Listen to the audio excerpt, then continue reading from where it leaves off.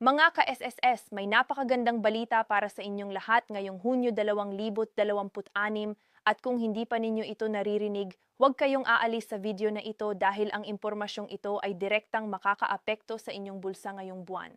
Ang SSS ay opisyal na nag-advance ng isa sa pinakahinihintay na benepisyo ng mga pensioner sa buong bansa, ang second rollout ng pension increase. At hindi na kayo kailangang maghintay hanggang September para maramdaman ninyo ang dagdag na pera.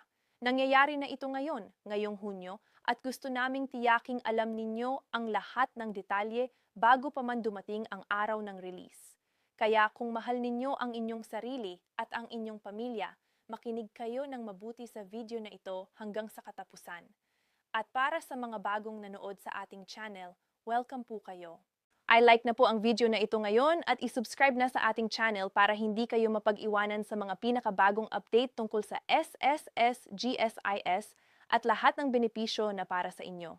I-click na rin ang notification bell para laging mapanood ang ating mga bagong video agad-agad. Ito ay para sa inyo, ang mga nagtatrabaho, ang mga nag-retire na, at ang mga pamilyang umaasa sa SSS pension bilang punong kabuhayan. Sige, simulan na natin. Kailangan nating maunawaan kung bakit nagpasya ang SSS ay opisyal na nag-advance ng isa sa pinakahinihintay na benepisyo ng mga pensioner sa buong bansa, ang second rollout ng pension increase. At hindi na kayo kailangang maghintay hanggang September para maramdaman ninyo ang dagdag na pera. Nangyayari na ito ngayon, ngayong Hunyo, at gusto naming tiyaking alam ninyo ang lahat ng detalye bago pa man dumating ang araw ng release. Kaya kung mahal ninyo ang inyong sarili at ang inyong pamilya, makinig kayo ng mabuti sa video na ito hanggang sa katapusan. At para sa mga bagong nanood sa ating channel, welcome po kayo.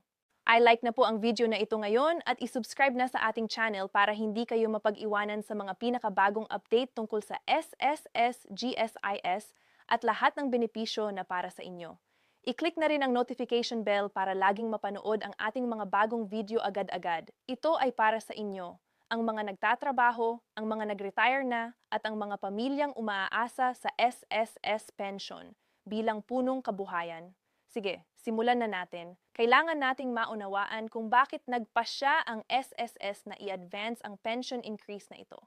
Ang orihinal na plano ay ang second rollout ng increase ay ilalabas sa September 2026.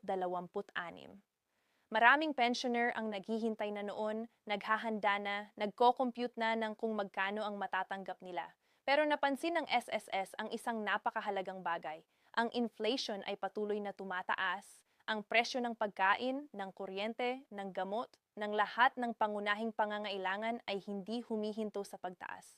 At ang inyong mga lolo, lola, magulang at kamag-anak na nakasalalay sa pensyon para mabuhay araw-araw ay nararamdaman ang presyur na iyon sa bawat pagpunta sa palengke, sa bawat bayad ng bills, at sa bawat pagkakataong kailangan nilang gumastos ng pera.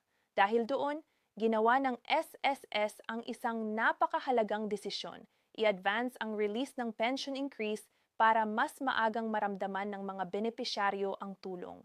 Hindi sila nagpahintay pa ng 3 buwan. Ginawa nilang Hunyo ang bagong takdang petsa at para sa milyon-milyong pensioner sa buong Pilipinas, ito ay isang malaking ginhawa.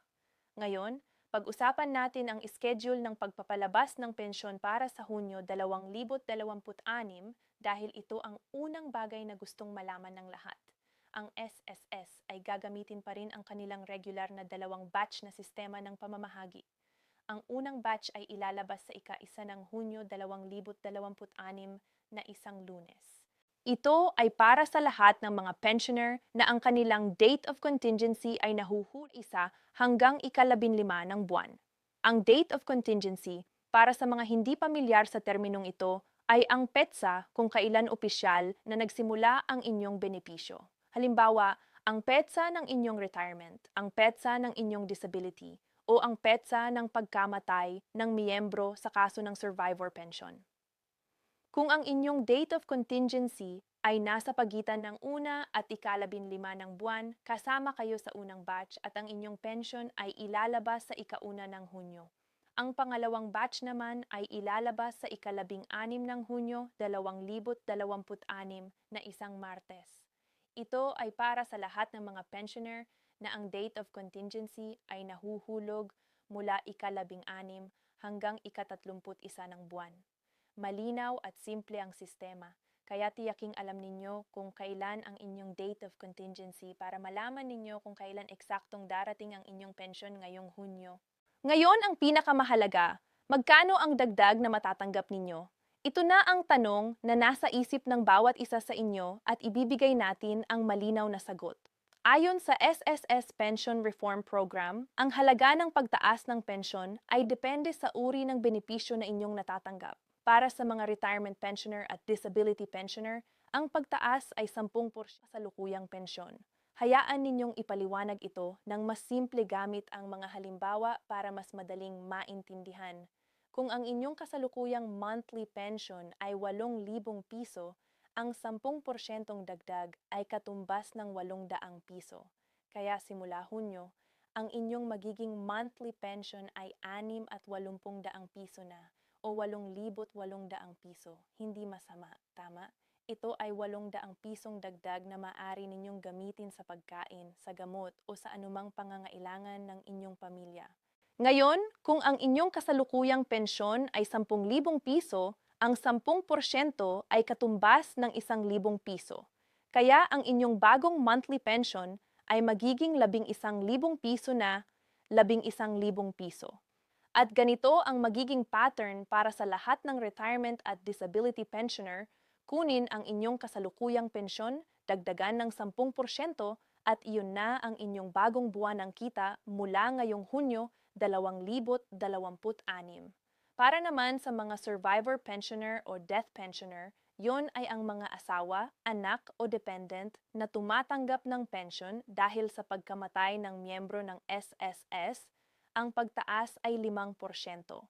Alam natin na mas mababa ito kumpara sa 10%, pero ito pa rin ay isang tunay na tulong.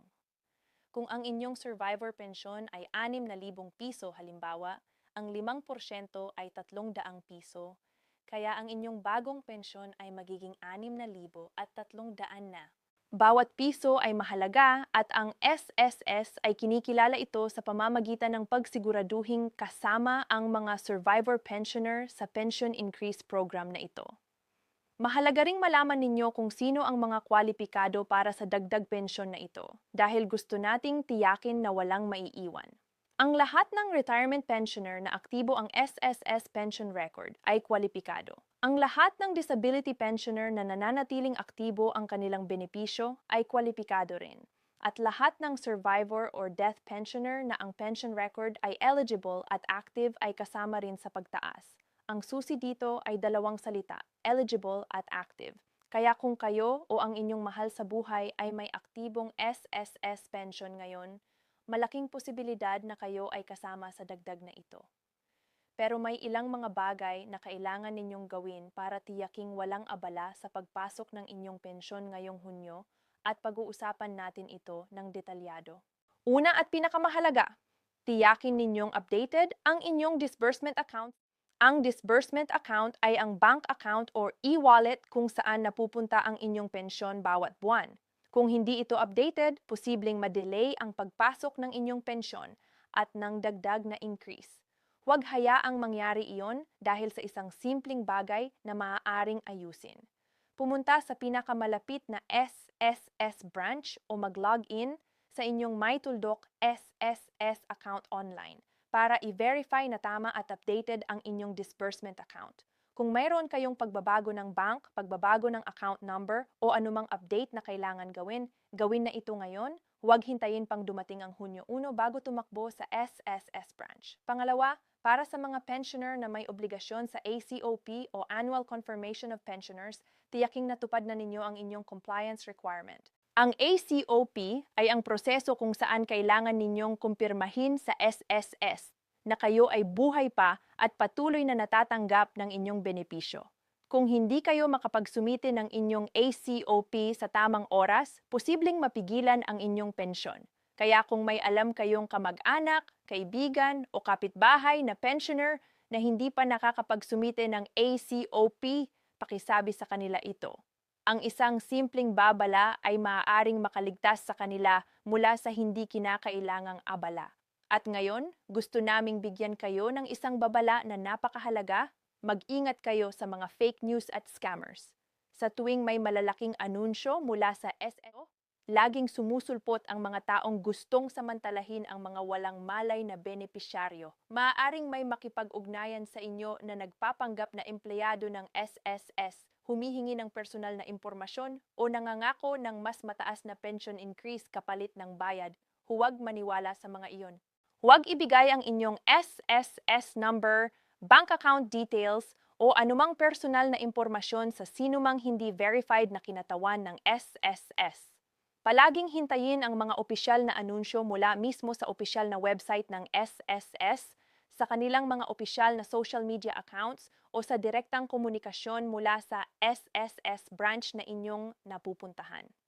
Kapag may nagpadala sa inyo ng mensahe sa Facebook o tumawag na nagsabing kailangan ninyong magbayad ng anumang halaga para matanggap ang inyong pension increase, iyon ay scam. I-report agad at huwag ipadala ang kahit anong pera. Sa lahat ng ating napag-usapan ngayon, ang pinakamahalagang mensahe ay ito. Ang SSS ay gumagawa ng konkretong aksyon para tulungan ang mga pensioner na harapin ang pagtaas ng presyo ng bilihin sa bansa.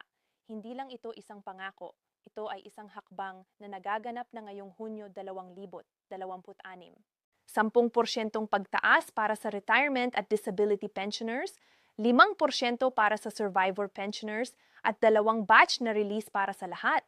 Ika-1 ng Hunyo para sa mga may date of contingency mula ika-1 hanggang ika-15 at ika-16 ng Hunyo para sa ika-16 hanggang ika-31.